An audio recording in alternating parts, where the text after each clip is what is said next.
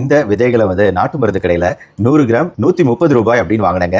Magnesium, இரும்புச்சத்து மற்றும் நார்ச்சத்து மிக அதிகமா இருக்கிறதுனால நம்மளோட இதய ஆரோக்கியத்துக்கும் எலும்புகளோட ஆரோக்கியத்துக்கும் ரொம்ப நல்லதுன்னு அமெரிக்கன் ஹார்ட் அசோசியேஷன் இதை தினசரி 30 கிராம் அப்படிங்கிற வகையில நம்ம உணவுல சேர்த்துக்கணும் அப்படின்னு சொல்றாங்க.